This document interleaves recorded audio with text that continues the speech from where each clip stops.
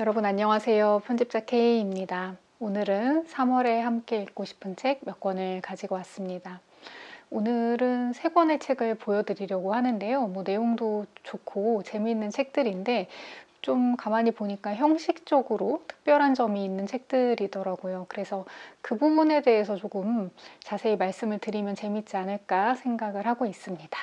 첫 번째로 보여드릴 책은 얼마 전에 타계하신 서경식 선생님의 유작이 된 책입니다. 나의 미국 인문기행, 나의 땡땡 인문기행, 이 시리즈 세 번째의 책이고요. 앞에 나의 이탈리아 인문기행, 나의 영국 인문기행이 나왔었죠.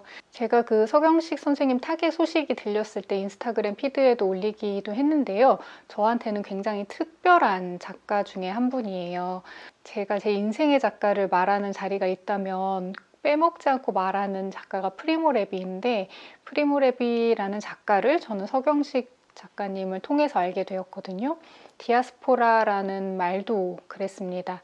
그리고 서경식 선생님이 제1조선인 2세로 태어났기 때문에 본인의 작품에서 모국어와 모어에 대한 이야기를 반복적으로 쓰셨었어요. 그때까지 저는 모국어와 모어를 구분지어서 생각을 해본 적이 없었는데 서경식 선생님 통해서 이제 배운 거죠. 그렇게 경계인으로 사는 것, 그리고 어딘가에 완전히 소속되지 못한 채로 사는 것에 대한 감각을 저에게 아주 많이 영향을 끼친 작가 중에 한 분입니다. 첫 책은 아마 나의 서양미술 순례였을 것 같아요. 그때 제가 20대 초반이었는데 미술 작품이나 전시를 보는 거나 그런 일에 관심이 좀 많았었기도 하고, 또 그 책이 인기가 좀 있었어요, 제 기억에. 그래서 좀 자연스럽게 서점에서 눈에 띄어서 읽게 되었던 기억이 어슴푸레하게 남아 있습니다. 그 뒤로 서경식 선생님이 음악이나 미술이나 조예가 깊고, 방금 말씀드린 것처럼 디아스포라 문학, 디아스포라의 삶에 대한 글도 많이 쓰셔서 이제 쭉 따라 읽으면서 저의 어떤 바운더리도 많이 넓어졌던 거죠. 이제 그런 책 중에 하나가 이 책인데, 시대의 증언자 프리모 레비를 찾아서 요 창비 출판사의 표기법이죠. 독특한 표기법 프리모 레비를 찾아서, 제가 이 책 굉장히 좋아하고 이제 서경식 선생님한테도 프리모 레비가 인생에서 아주 중요한 작가이자 인물이었는데, 프리모 레비의 삶의 자취를 좀 더듬어 보고자 토리노에 방문을 했고, 그때 이제 쓴 글들이 엮인 책이거든요. 근데 저는 이 책을 들고 프리모 레비의 흔적을 찾아서 토리노에 한 10년 전, 9년 전쯤에 간 일이 있습니다. 이 책을 근거로 토리노를 하루 동안 제가 돌아다녔던 기억이 있어요. 그때 탔던 열차 티켓도 지금 여기 보시면 보이겠죠? 볼로냐에서 토리노로 향했던 열차 티켓입니다. 이탈리아의 열차 티켓. 이렇게 누군가에게 큰 영향을 받은, 누군가에게 또 큰 영향을 받은 그런 식으로 독서가 순환이 되는 것이죠. 한국에 오셔서 강연하실 때는 또 강연도 찾아서 듣고 해서 책을 읽을 때 이제 그분의 표정이나 목소리가 자연스럽게 공감각적으로 어우러지면서 저에게는 들려오고는 했습니다.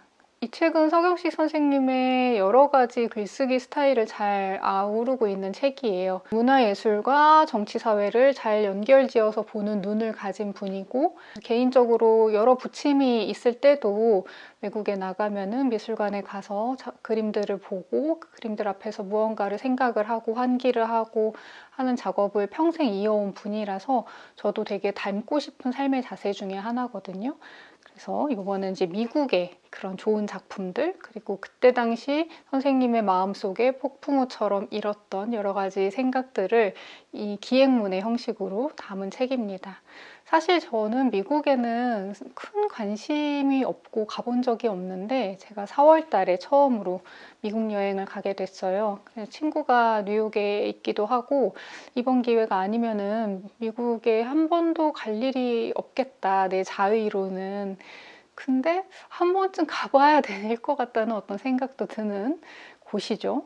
그래서 가보면 좋은 점이 있겠지, 가보면 또 흥미로운 점이 있겠지 하면서 이제 미국에 대한 저의 어떤 레이더를 새로 켜게 되었는데, 마침 또 서경식 선생님이 미국에 대해서 쓰신 책이어서 찬찬히 읽고 있습니다. 이 책은 크게 세 갈래의 시간대를 오가는데요. 첫 번째로는 1980년대, 서경식 선생님의 두 형이 학생운동을 하다가 수감이 되어서 굉장히 극심한 옥고를 치렀었거든요. 그래서 두 형의 구명 활동을 위해서 서경식 선생님이 열심히 발로 뛰었던, 한국의 여러 사람들에게도 도움을 받고 그리고 미국에서도 그 활동을 이어갔었던 1980년대에 미국에 방문했던 것과, 그리고 트럼프 대통령이 당선되기 직전에, 그러니까 2016년 당선되기 직전의 미국, 그리고 코로나19 팬데믹으로 전 세계가 고통받았던 2020년의 미국, 이렇게 세 가지 시간대를 오가면서 이루어지고 있습니다. 구성은 뉴욕과 워싱턴 DC, 디트로이트, 다시 뉴욕 이런 식으로 굵직하게 머물렀던 큰 장소를 중심으로 하고 있고요. 서경식 선생님은 이 책에서 미국의 여러 면모 중에서도 특히 선한 아메리카라고 생각되는 지점들, 그렇게 미국에서 만난 좋았던 사람들과 환대받았던 기억들을 가능한 한 많이 쓰려고 노력을 했다라고 맨 마지막에 맺은 말에 써놓기도 했어요. 그러니까 이 연재가 유독 어려웠던 이유 중에 하나가 이제 미국이라는 나라를 어떻게 봐야 하는가, 그 작가 안에서도 여러 갈등과 모순으로 비춰지는 미국의 여러 면모 중에 어디에 조금 더 포커싱을 맞출 것인가 하는 고민이 굉장히 깊었다는 것을 알 수 있는데요. 그럼에도 불구하고 본인이 1980년대에 굉장히 소속감을 잃고 발 없는 새처럼 떠돌아야 했던 1980년대 젊은 시절의 디아스포라에게 미국이 주었던 어떤 선한 기억들, 그것을 그래도 내가 기록으로서 남겨두는 것이 의미가 있을 수 있겠다라고 생각을 하셨다고 합니다. 제가 책의 형식이 좀 특별한 지점들이 있는 것 같다라고 말씀드렸는데, 이 책은 그게 뭐냐면, 보시면 언제 채셨을까요? 요 오른쪽 페이지에만 텍스트가 있어요. 그리고 왼쪽 페이지에 사진 자료들, 그림 자료들이 들어 있습니다. 이렇게 한 이유는 아마 여러 가지가 있을 텐데, 원고의 분량이 상대적으로 적은 경우, 그럴 때 이제 편집자들이 하는 고민이 있거든요. 적은 분량의 원고가 자칫 되게 너무 얇은 책으로 나와서 소박해 보일 수가 있는데, 이제 그렇지 않다는 것을 어떻게 구현할 것인가라는 고민을 하게 돼요. 그래서 이 책도 좀 그런 고민이 있지 않았나라는 짐작을 해보았고요. 근데 그렇게 했을 때 이렇게 오른쪽에만 텍스트를 흘렸을 때 저는 좋았던 점이, 일단 훨씬 더 제 느낌으로는 집중력이 좀 높아진 것 같습니다. 한쪽 면을 계속 고정적으로 쭉 따라 읽어 나가면 되었기 때문에 그런 점이 생각보다 굉장히 좋았고요. 그리고 또 왼쪽에는 그 내용과 맞는 자료들이 들어가 있기 때문에 나중에 이렇게 왼쪽 페이지만 봐도 또 재밌는, 시각 자료들만 쭉 넘겨봤을 때 한쪽 페이지에 정렬이 돼 있으니까 나중에는 그렇게 넘겨보는 즐거움도 있었고요. 그리고 아무래도 텍스트의 양이 두 쪽 가운데 한쪽에 배치가 되어 있기 때문에 이 페이지가 조금 빠르게 넘어갈 수밖에 없죠.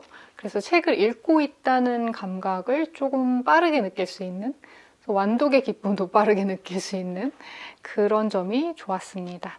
책을 읽는다고 했을 때 단순히 텍스트를 읽고 이해하고 그런 과정이라고 생각을 하지만, 사실은 이 책이라는 물성을 가진 이 미디엄 안에서 어떤 식으로 이 활동이 이루어질 것인가는 좀 디테일한 부분들에서도 많이 달라지거든요. 그래서 이런 면을 이제 저는 편집자이기도 하니까 조금 눈여겨보게 되었고, 그 담당한 편집자와 디자이너가 어떤 고민을 했겠구나 하는 것을 좀 짐작하면서 읽을 수가 있었습니다.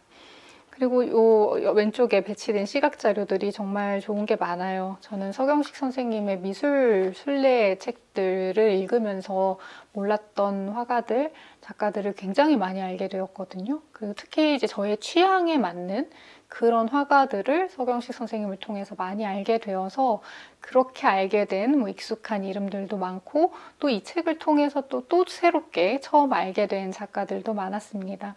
제가 4월에 뉴욕에 가게 되면은 또 이 책의 어떤 부분들을 참고를 하게 되지 않을까 기대가 또 되고요. 좀 읽어볼까요? 이런 대목?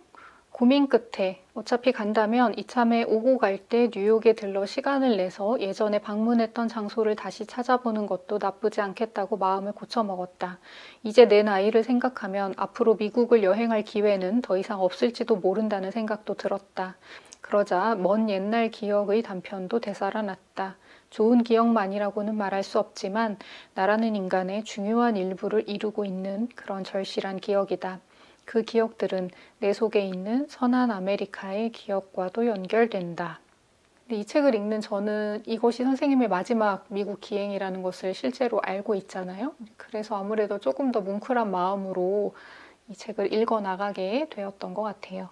그리고 이제 뒷페이지에 선생님의 맺은 말 중에 일부가 발췌가 되어 있는데요. 아메리카란 무엇일까? 당연한 말이지만 아메리카는 단일한 어떤 곳이 아니라 여럿이 서로 갈등하고 항쟁하는 복수의 문화가 부딪히는 장일 것이다. 나는 아메리카를 좋아하며 동시에 무척 싫어한다. 그리고 이런 극단적 모순과 항쟁이야말로 아메리카이리라. 이 책을 쓰면서 당시의 나, 극동에서 온 정치범 가족인 젊은이에게 소박한 선의를 갖고 다가와준 사람들을 다시 떠올려 보았다. 그런 사람들의 작은 힘이 세계를 바꾼다 따위의 이야기를 할 수는 없다. 그렇게 말하기에는 나는 너무나 암흑만을 보고 살아왔는지도 모른다. 또는 아직도 더 크고 깊은 암흑을 볼 일이 남아있는지도. 하지만 나는 지금도 전혀 나아지지 않는 세계 여기저기에서 하루하루 현실에 절망하는 사람들에게 내 경험의 작은 조각이라도 제시하여 참고가 되길 바라는 마음이다. 인간 그 자체에 절망하지 않기 위해. 그것이 나의 끝나지 않는 인문 기행의 한 페이지다. 이 대목 들으셔서 아시겠지만 굉장히 비관적인 사람이라는 것을 알 수 있고, 그리고 쉽게 희망을 생각하거나 말하지 못하는 사람이라는 것도 알 수 있고, 본인의 경험을 극단적으로 부풀리거나 그것으로 연민의 감정을 끌어당기거나 하는 사람이 아니라는 것을 알 수 있어요. 굉장히 냉철하게 자기 객관화를 하는 사람이구나. 그런 면 때문에 저는 서경식 선생님을 좋아했던 것 같다라는 생각도 지금 이 대목을 읽다 보니까 하게 됩니다. 그리고 두 번째 책은 소설입니다. 분위기가 확 달라지는데요. 표지만 보셔도 천척의 배해라는 인상적인 일러스트를 쓴 책입니다. 이 책은 돌고래 출판사에서 나왔어요. 이 돌고래 출판사를 만든 저의 스몰토크에도 나와주셨던 김희진 편집장님, 생각해보니까 그분이 한국에서 서경식 선생님의 책을 가장 많이 만든 편집자가 아닐까 싶어요. 제가 알기로 10권이 넘게 만드셨거든요. 사실 그런 서경식 선생님의 책 같은 제가 꾸준히 따라 읽어왔던 책을 편집한 사람이 만든 출판사의 책이기 때문에 제가 돌고래 출판사에서 나오는 책들은 눈여겨볼 수밖에 없는 것 같기도 해요. 이렇게 생각하면 독서로 만들어지는 망들이 참 촘촘하기도 하고 예상 밖의 연결고리들을 가지고 있죠. 어쨌건 그런 돌고래 출판사의 책 천척의 배입니다. 나탈리 헤인스라는 작가가 쓴 책이고요. 근데 여기 부제 트로이아 전쟁의 여성들을 보시면은 아, 그런 내용이구나 짐작을 하실 거예요. 이렇게 그리스 신화나 고전 비극 등등을 재창조시키는 특히 여성의 목소리로 다시 쓰기를 하는 작업은 최근에 좀 꾸준히 이루어져 왔죠. 마거릿 애트우드도 그랬고, 최근에 키르케 같은 작품도 큰 사랑을 받았고, 그리고 또 제가 개인적으로 좋아하는 크리스타 볼프의 카산드라 같은 작품도 그렇습니다. 흔히 트로이 전쟁이라고 더 많이 말을 하게 되는 트로이아 전쟁, 10년간 이어진 트로이아 전쟁의 이야기를 여성들의 목소리로 다시 쓰기를 한 작품이다라고 보시면 될 것 같아요. 그 키르케를 쓴 매들린 밀러의 추천글도 실려 있고요. 전 여기 추천글 중에 하미나 작가님, 미쳐있고 괴상하고 오만하고 똑똑한 여자들을 쓰신 하미나 작가님이 이렇게 쓰셨거든요. 무엇보다 청소년에게 읽혔으면 한다. 인생의 어려운 순간마다 지혜로운 선택을 내릴 수 있도록 도와줄 것이다. 이 책을 처음 읽을 독자들이 벌써 부럽다. 이렇게 쓰셨는데 청소년이 읽었으면 좋겠다라고 말씀하신 부분이 굉장히 저도 공감이 되더라고요. 저도 어린 시절에 청소년 시절에 그리스 로마 신화 만화책으로 된 것도 보고 줄글로 된 것도 보고 영상으로도 보고 했었거든요. 요즘도 크게 다르지는 않겠죠 아마? 그것이 어떤 이야기의 원형이라고 여겨지기도 하고 또 워낙 재밌는 요소도 많고 하다 보니까 여러 가지 경로로 저도 어린 시절에 접했는데 그 내용들을 지금 생각하면은 정말로 좀 편협하고 굉장히 일방향적인 내용으로만 저에게 전달이 되었다는 것을 이제 와서 이런 작품들을 통해서 새롭게 좀 깨닫게 되는 지점들이 있어요. 특히 뭐 영웅과 전쟁 서사에서의 여성들은 그냥 팔려다니는 노예가 되거나 아니면 물건처럼 교환이 된다거나 그런 존재로 묘사가 되고 아니면 그냥 미녀라든가 미녀라는 특성 하나로 평가받는 뭐 요 트로이아 전쟁의 헬레네 같은 사람도 그렇죠. 그 모든 것이 참 지금 생각하면 너무나 단순한 이야기였었다. 이제 그렇게만 내가 이야기를 흡수했다는 게 너무 아쉽다라는 생각을 이제 와서 하게 되는데 그래서 이런 책은 정말로 청소년기에 읽으면 훨씬 더 재밌지 않을까? 훨씬 더 그 친구들에게 좋은 자극이 되지 않을까라는 생각이 들었어요. 이 책을 제가 목요일에 읽었어요. 요일도 기억하는데 여러분 아시겠지만 목요일이 한 주에 가장 피곤한 날이잖아요. 목요일에 퇴근하고 저녁도 먹고 약간 이제 가물가물한 상태에서 펼쳤는데 굉장히 재밌어서 쭉 읽어나가고 빠져들어서 보다가 딱 정신을 차렸더니 100페이지를 읽었더라고요. 근데 제가 아무리 책을 좋아하고 편집자여도 평일 저녁에 쉬지 않고 한 번에 100페이지를 읽는 거는 정말 흔한 일이 아니기 때문에 이 책 너무 재밌네. 사람들한테 소개해줘야겠다. 재밌는 책이다라는 생각을 그날 했었습니다. 그래서 저도 아직 꽤 두꺼운 책이라 완독을 하진 않았고 한 3분의 2 정도 읽었거든요. 근데 계속 재밌는 책이더라고요. 그래서 여러분께도 보여드리고 싶어서 가지고 왔습니다. 일단 천척의 배는 말씀드린 것처럼 이제 트로이아 전쟁을 둘러싸고 그때 유명했던 인물들 뭐 아가멤논이나 뭐 아킬레우스나 이런 유명한 인물들도 당연히 나오는데 이제 그 외에 그림자처럼 혹은 뭐 사각지대처럼 이렇게 보이지 않는 곳에 있었던 그때의 수많은 여자들이 등장인물로 등장을 해요. 그래서 이 키르케나 카산드라처럼 특정한 한 여성의 눈을 통해서 본다기보다는 굉장히 다양한 여성들이 그 챕터마다 주연을 차지해서 자기 목소리로 이야기를 들려줍니다.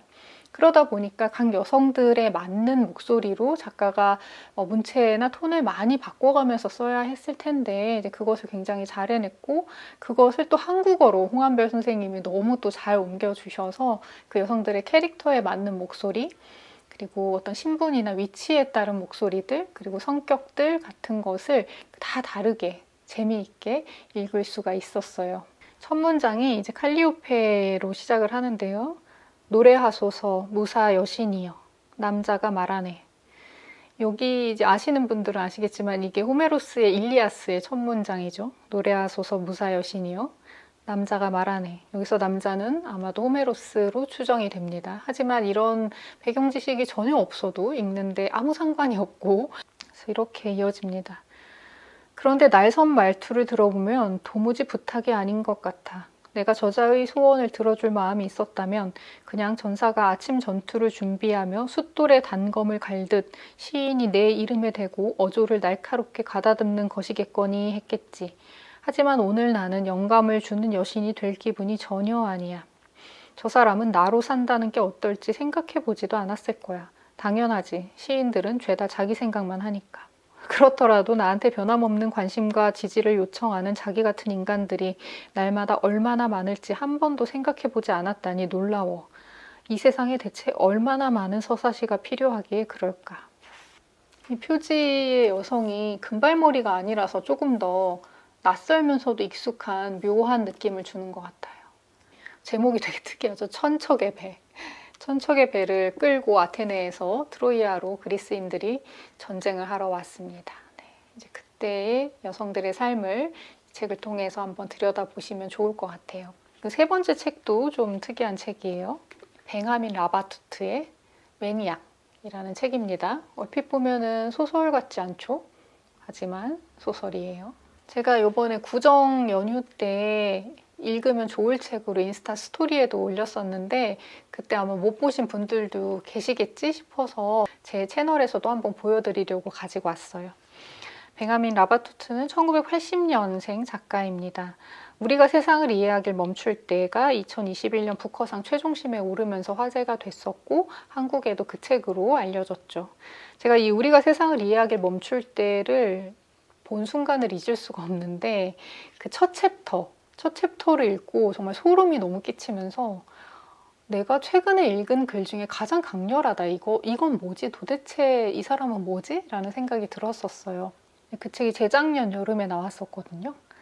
여름에 어떤 한기를 느끼면서 읽은 책이었습니다. 이 매니악은 첫 번째 책보다 훨씬 더 읽기가 수월하고 가독성도 아주 좋아요. 첫 번째 책도 물론 너무 좋고 아름답고 저는 사실 첫 번째 책에서 받은 충격이 훨씬 크기 때문에 그 책을 굳이 비교하자면 더 좋아하지만 매니악은 그 책보다는 조금 더 많이 읽힐 수 있겠다라는 생각이 드는 책이었어요. 이 벤야민 라바투트가 특별한 점은 그 앞선 책도 이 책도 그런데 역사 속에 굉장히 특이한 인생을 산 사람들, 광기 어린 사람, 천재, 특별한 발견을 한 사람, 너무 눈부신 재능을 가졌던 사람, 그런 사람들을 이렇게 딱 핀셋으로 골라내서 자세히 들여다보고 쓴 것 같은 글들이라는 점인데요. 천재성과 광기의 그 어떤 묘한 맞물림, 이성과 비이성의 묘한 맞물림, 그게 딱 이렇게 무자르듯이 나뉘는 게 아니라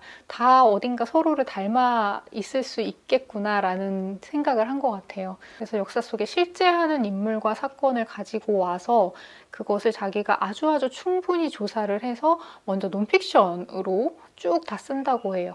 그리고 그 논픽션으로 쓴 작품을 한 번 더 가공해서 군데군데 소설가로서의 상상력을 집어넣어서 드라마타이즈를 해서 소설로 발표를 하는 되게 특이한 작업을 하는 사람입니다. 매니악은 최근에 그 영화 오펜하이머 보신 분들은 이 책 되게 재밌게 보실 수 있을 것이고요.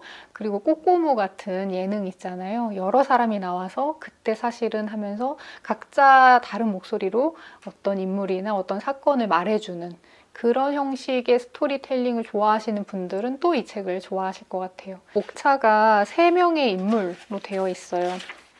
1부는 파울, 2부는 존, 3부는 세돌. 이 3부의 세돌은 우리가 아는 이세돌, 바둑기사 이세돌입니다.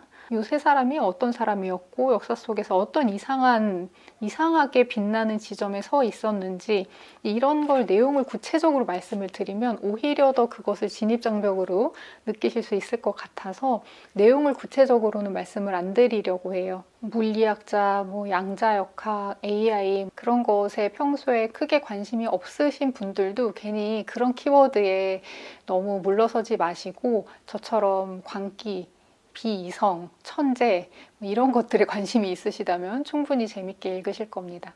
그리고 이 벤야민 라바투트의 문장이 정말 좀 특별한 것 같아요. 사람을 엄청 끌어당기는 그 흡입력이 있으면서 그리고 문장만으로 그 팽창하는 것이 느껴지거든요. 이 이야기가 팽창하는 게 느껴져요.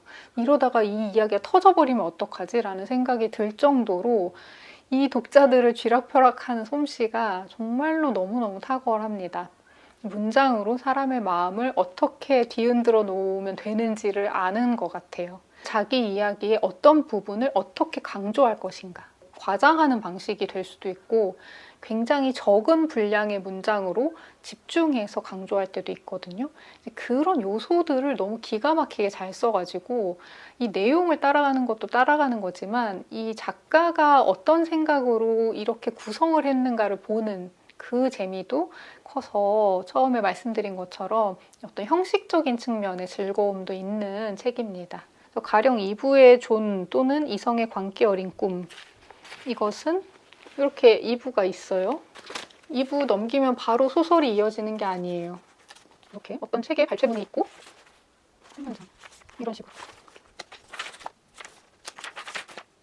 무슨 말씀인지 아시겠죠? 이런 식으로 이야기에 진입하는 그 문고리를 열 때의 그 감각마저도 빌드업의 한 중요한 순간이라고 작가가 생각하고 알고 있고 그래서 내가 이 방식으로 독자를 진입하게 만들어야겠다. 이 방식이 이 사람, 존 폰 노이만이라는 사람의 인생에 들어가는 가장 좋은 방법이겠다라고 아주 오랜 고민 끝에 내린 결론이겠죠.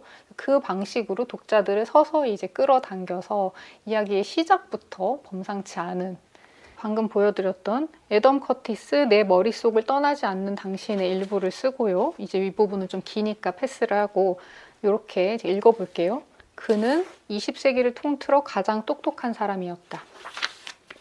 우리와 다른 외계인. 20세기 수학의 교황이었던 다비드 힐베르트는 박사 논문 심사 자리에서 어안이 벙벙해진 나머지 자신이 질문할 차례가 되었을 때 이 22살 난 헝가리 학생에게 단 하나의 질문밖에 할 수 없었다. 그건 그렇고 학생 재단사는 누굽니까? 그러고 암이 뇌까지 전이되어 정신을 파괴하기 시작하자 그는 미군에 의해 월터 리드 육군병원에 격리되었다. 무장경비 둘이 병실 문 밖을 지켰다. 국방부 허락 없이는 누구도 그를 면회할 수 없었다. 실성한 사람처럼 발악만 하는 날도 덜어 있었으나 그는 1급 기밀 취급 인가를 받은 공군 대령 1명과 2등병 8명의 호위를 받았다. 1937년 헝가리에서 미국으로 건너온 53살 유대인 수학자의 침상 곁에는 원자력위원회 위원장이던 루이스 스트라우스 해군소장, 국방부 장관, 국방부 차관, 육해공 장관들, 군 참모총장이 그의 말을 토시 하나 놓치지 않으려고 붙어앉아 최후의 불꽃을 기다렸다. 현대 컴퓨터를 탄생시키고 양자역학의 수학적 토대를 놓고 원자폭탄의 뇌파 방정식을 쓰고 게임 이론과 경제 행동 이론을 창시하고 디지털 생명과 자기 증식 기계, 인공지능, 기술적 특이점의 도래를 예고하고 지구 기후에 대한 신적 통제를 약속한 이가 제발 한마디라도 더 말해주기를 바라며 그러나 그들 눈앞의 사람은 이제 기력이 다한 채로 고통에 겨워 절규하고 선망 속을 헤매며 여느 사람과 같이 죽어가고 있었다. 그의 이름은 노이만 야노시 러요시였다. 일명 조니 폰 노이만이라 불리던 사람. 이렇게 하고 이 사람의 인생이 시작됩니다. 여러분 느끼셨나요? 이 사람이 누군지 전혀 모르고 펼쳐든 독자에게 이 사람이 남긴 업적이 무엇인지를 보여주면서 그게 얼마나 이 사람의 대단한 천재성으로 인한 것이었는지, 사람들이 이 사람을 얼마나 대단한 사람이라고 추앙했는지 라는 것을 이 앞부분에 다 녹여냈어요. 이거 읽고 이 사람이 안 궁금해질 수 있을까요? 그렇게 해서 드디어 이 존 폰 노이만에 대해서 이야기가 시작이 됩니다. 이 주변 사람들, 존이라는 사람 주변 사람들이 이 사람을 어떻게 봤는지가 서술되는 것으로 이 사람이 어떤 사람인지가 보여져요. 그래서 존이라는 사람의 목소리가 직접 등장하는 게 아니라 주변 사람들의 시선으로 이 사람이 어떤 사람인지 그림이 완성되어 가는 방식으로 이 대목을 썼거든요. 그래서 왜 이런 방식으로 썼을까를 읽으면서 짐작을 해보는 재미가 있죠. 1부에 나오는 파울 에렌페스트라는 물리학자 혹은 3부에 나오는 이세돌의 경우에는 그렇게 쓰이지 않았는데 2부는 방식이 달라요. 물론 1부와 3부도 조금 다릅니다, 방식이. 그래서 각각 그 인물들의 삶을 이런 방식으로 재구성한 이유를 유추하면서 읽는 재미가 있습니다. 그래서 얼마 전에 서면 인터뷰한 거를 기사로 봤었는데 그게 좀 흥미로워서 읽어볼까 봐요. 채널 예스에 실린 기사인데요. 작가님은 리서치가 끝나면 논픽션으로 초안을 쓴 후 그때부터 픽션을 쓰는 작업을 시작하신다고 하셨어요. 그 과정에서 사실은 허구와 뒤섞이며 픽션이 될 것 같은데요. 그 과정에서 일어나는 일이 궁금합니다. 그 과정에서 문학이 탄생합니다. 사실만으로는 한계가 있습니다. 우리의 마음은 환각의 엔진이며 우리는 물리적 세계뿐만 아니라 보이지 않고 만질 수도 없는 것에 익숙해져 있습니다. 문학은 창란, 환상, 의미를 다룹니다. 낯선 것을 탐구해보고 현실을 매혹시키는 것이 작가의 일입니다. 외부 세계를 탐구하기 위해 망원경과 현미경을 쓰고 마음속을 들여다보고 우리 안에 깃든 영혼에 다가가기 위해 말과 시, 예술과 문학을 이용합니다. 과학이 빛에 대한 연구라면 문학은 그림자에 대한 연구입니다. 쭉 책 내용에 대한 질문이 이루어진 다음에 마지막으로 세상이 우리의 이해를 벗어나는 것처럼 보일 때 우리는 어떤 태도를 취할 수 있을지 작가님의 생각이 궁금합니다. 여기에 이렇게 대답을 했어요. 분노하고 움츠리고 기뻐하고 축복하고 떨어야 합니다. 경외감을 느낄 때 우리는 이 이외에 또 다른 반응을 보일 수 있을까요? 경외감은 제가 아는 지루함과 우울증에 대한 유일한 해독제입니다. 그리고 책은 그것에 대한 접근성을 제공해야 합니다. 책은 불타야 하고 우리는 책과 함께 불타야 합니다. 인터뷰 답변도 범상치 않죠.